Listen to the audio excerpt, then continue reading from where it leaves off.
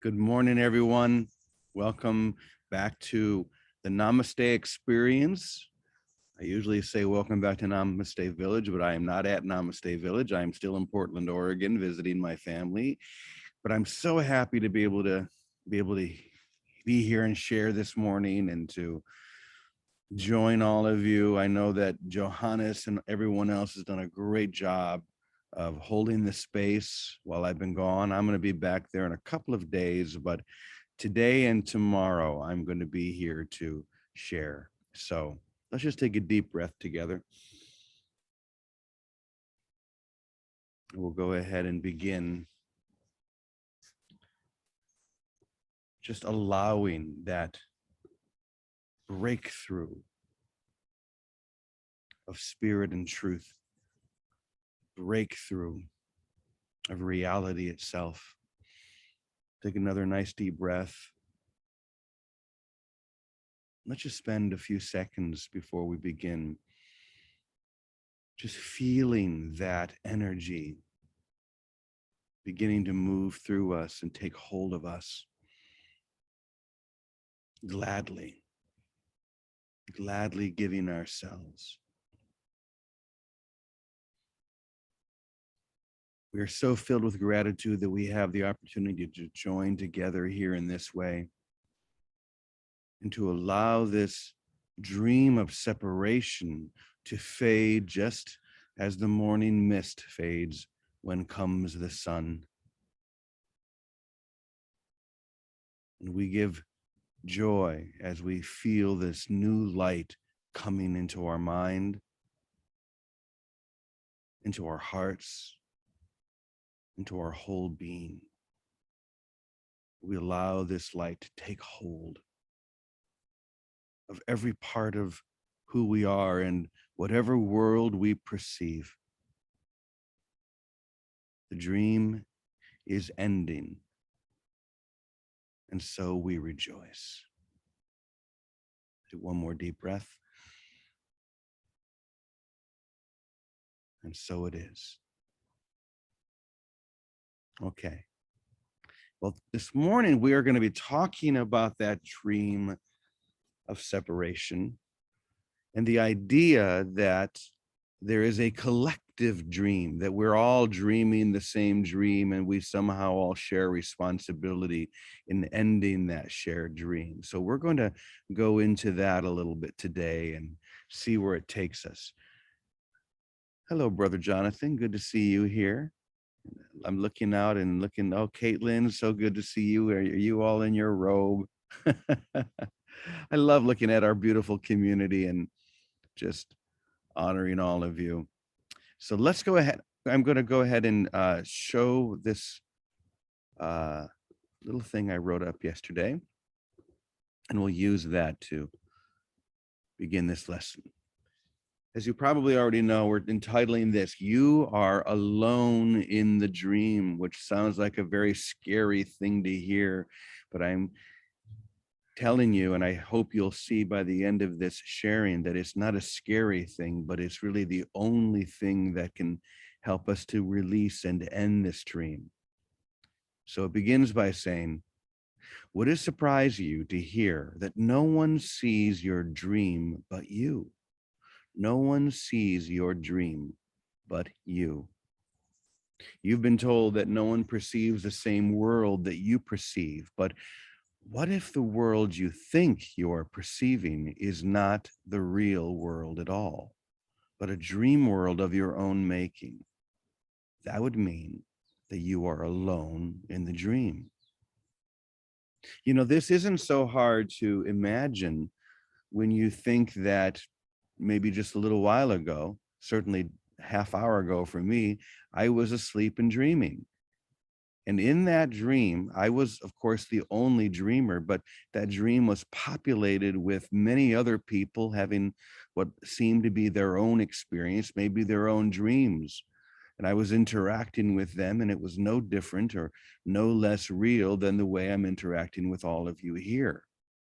And this is something that we experience every night.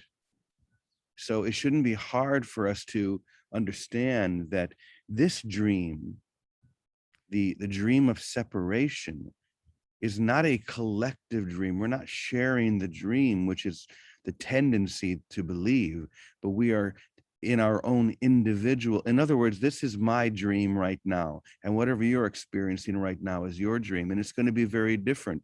The dream figures that you're going to see and experience and interact with are going to be very different, and the decisions that we make are going to be very different.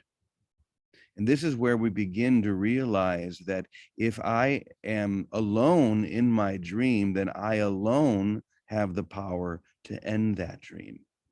That's where we're going with this.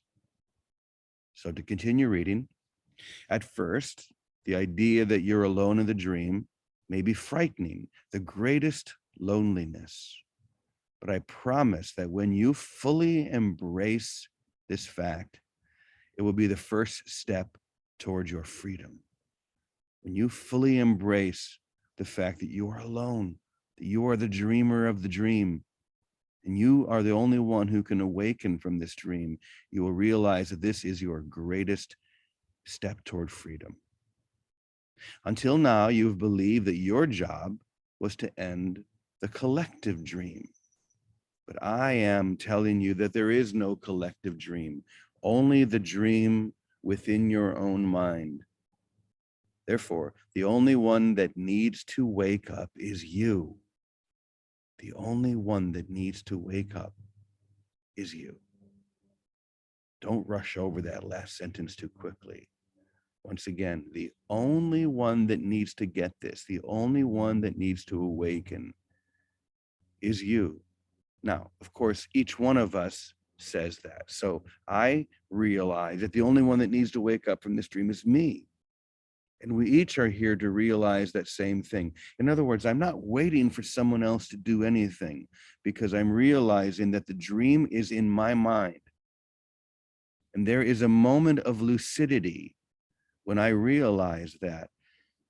And in doing so, realize the power in my mind to release all of those dream forms and wake up in heaven, the heaven that I never left except in my imagination.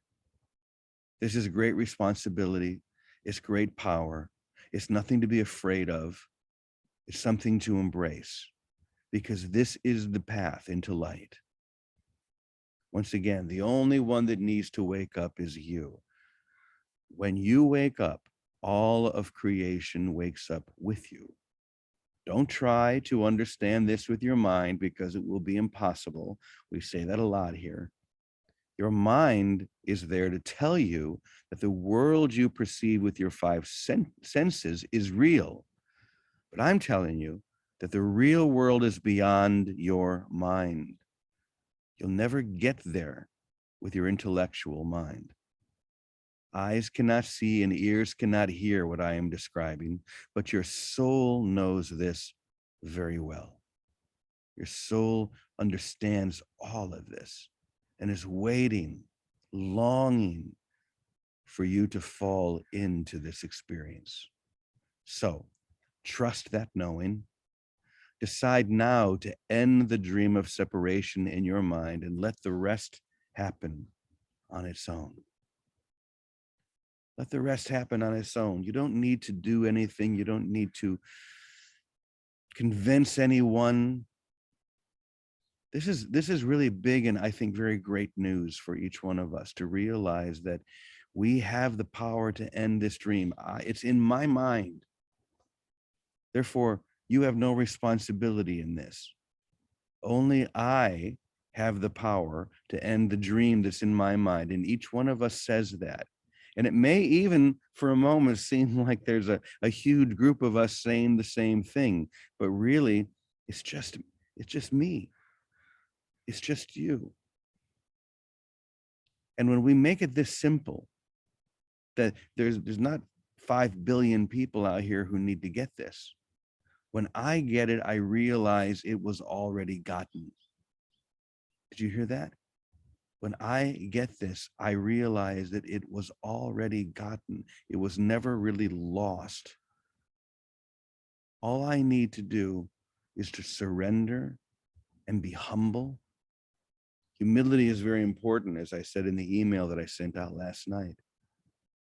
My ability to realize that I am both the problem and the solution in one. And because the dream is only in my mind, only I have the power to end the dream. So I need to be humble. I need to be grateful. I need to surrender and trust. And if I can do all of these things and just relax into the arms of grace, fall back into the arms of the beloved, then this so-called dream of separation, which was never even real, just like the dream that you had last night when you were sound asleep, seemed very real. The people you touch seemed to be real. If you knocked on wood next to where you were sitting, that wood seemed very real. But now that you are awake, you realize it was but a dream. And I'm telling you, it can be the exact same thing here. Just decide, make the resolute decision that this is the only thing you want. To wake up from this dream of separation, to realize this oneness that we share, and that you are safe in heaven. That's the lesson. So, Vicki, I'd love to hear what you have to share about this. I'm so glad to see you. Good morning, Brother James. It's so nice to see you today, as it was nice to see everyone for the last week or so. It was a wonderful lineup of gifted brothers in their own awakening. So it's been wonderful, and it's wondrous to have you, Jimmy, back. So, of course, I love this because it's simple. As soon as I make it just my own responsibility, I'm not looking outside of myself. And that's why, in the Course, Jesus says, you are here to be the salvation of the world, because the world is my dream, only mine. And how do I stop dreaming except by the awareness that, oh my gosh, like a lucid dream, I'm dreaming, and stop engaging it, stop, the word would be projecting into it by fixing and problem solving and running around and trying to look for agreement or trying to get things done.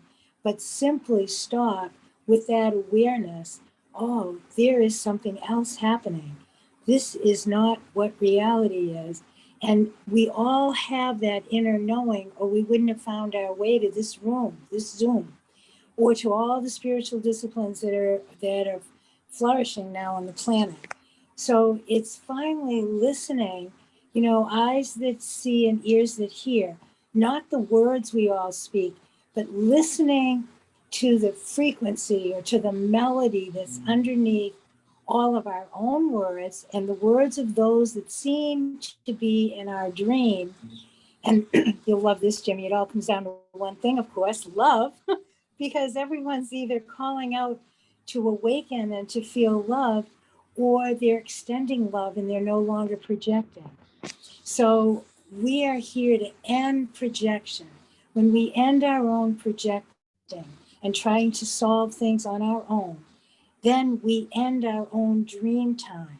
But we need to be very vigilant. I need to be very vigilant. And that's our work. And then our work goes into listening and seeing with those eyes and ears of the heart that see only love or the call for love, and being the vehicle of love, not necessarily by running around and doing particular projects, although we may be called to do that, but certainly by extending love in our hearts and minds, joining the chorus of love, singing love, hearing love, seeing love. And if I don't see that, then I know I'm dreaming again, because awakening is a state of love, a giving of itself joyfully, freely, without motive, without need, just in a rejoicing state.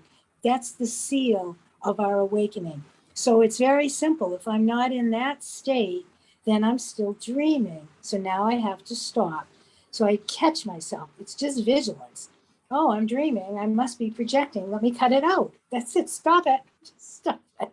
Just stop it and come back to, okay, an awakened state of wholeness is love. All of us know that. All of us know that here in time. whether we're called to spiritual paths or not, we know that love is the truth and everything else is not. So, for those of us that have had tools to help us awaken, we need to be vigilant, use them, and step back, breathe deeply, and extend and give love freely. And then behold, witness the world around us of loveliness and delight that has to spring into our sight.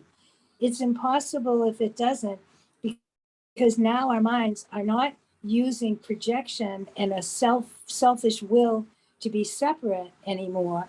Our minds have gone back to the source and are using only the soul, the grace of holiness and unity and oneness that will extend out loveliness and delight and love and wholeness. So when we're not seeing that, it's only me that has to step back, and whether it's the news I'm watching, sickness I'm watching in my own body or in my brother's body, for me to step back and let me stop dreaming. Holy Spirit, help me right now. I don't want to dream anymore. I want to remember that we are love, we are as God created us, and I'm going to withdraw all my energies from projecting and rest in the breath of love and let you direct my next breath, my next, what I would see with my heart and then with my eyes. So I don't know, Janine, that's how I'd see it. Thank you. Very practical as always. Thank you. That's why we love it when you share, Vicky. Thank you so much. Thank you, Jerry. This can be simple. We just have to allow it to be so. And that's what you're bringing out. You also reminded me of something, Vicky. When you were talking at one point, you went like this, and you reminded me of something I talked about, oh gosh, at least a couple of years ago, that we called the swish. And it's something that we can do whenever I find myself back in the dream. I can just go like this, and this tells me it's like swishing the dream away, swish, and it's gone. And it's like, now I'm back. Oh, there, swish. And you'll find me, if you see me every once in a while, I just go like this a lot. It's like kind of, you might think I'm swishing away mosquitoes or flies or something. What I'm really swishing away is the dream of separation. So Me too, whenever Jimmy. yeah, we're going to become the great swishers of this world. Thank you, Vicky. And I Thank think you. I saw, Jimmy, yes. Karen Palmer wrote a beautiful little song about that from your talk. Swish, swish, dismiss. She's on the call often. Just want you to know. Oh, nice. All right, Teddy, I think I saw you out there. What would you like to share about this? Well, I was just thinking when you were talking, I did have somebody, friend of mine who taught this, and that was their favorite line. It's you in your own mind dreaming, so you are the one who has to awaken, which is true. And in a sense, the recognition of the fact that you're dreaming is what awakening is in a particular way. Because when you don't want to, if we recognize that we've been dreaming and we recognize that we're just now finding out, there also comes a recognition that we have no idea what to do or how to awaken. And that's where we can finally, in honesty, ask for help. Mm. And that's what's needed. I mean, we need help to awaken because you can't awaken yourself, but it's only yourself that can awaken. So even if you thought that there was, 5 billion brothers out there who needed to wake up, first you would have to wake up anyway. And the recognition that you're dreaming is both the admission of need of awakening and the fact that you have no idea how to do it. And in that, we can seriously ask for help, and that's where all the fun is actually, because awakening is the recognition that joy is what we really are, and we're not the pain and suffering and sorrow that we seem to see around us, and that's what we awaken from. We awaken from a dream of death into the recognition that life is eternal, and therefore so am I. Beautiful. You know, it was Ramakrishna who said that. He said, most of you think that you're here to awaken everyone around you, like you're the great bodhisattva and that you're the great awakener. You're here to help everyone wake up, to give everyone the gem or the jewel that is going to help them awaken. And he said, if that's what you think, you're going to be here for a very, very long time. Because just like in your sleeping dream, when you wake up in the morning, what happens to all those dream figures? They wake up. They awaken within you. That's the key. They awaken within you. And it's the same thing here. Don't go around thinking that you're the savior and that you need to awaken anyone. They'll get it when it is fully in you. You don't need to do anything but that. So today is a day just for us to let this be simple. Focus on the dreamer of the dream, which is me. And as Teddy so beautifully said, that's the first step. And really, the next step is to realize that you have no idea how to do this. And then surrender, and then be humble, and then just allow grace itself to take hold of you. It's that simple. So let it be that simple. All right, I think that's enough for this part of the session. So glad to be back with all of you. I have to get up a little bit earlier here on the West Coast so I can join you, but I did it, and I'll be back again tomorrow, and then I'll be flying back to Mexico. So blessings to all of you, and for all of you who are in the YouTube, watching it on YouTube, thank you for joining us, and the rest of you hang out for just a minute.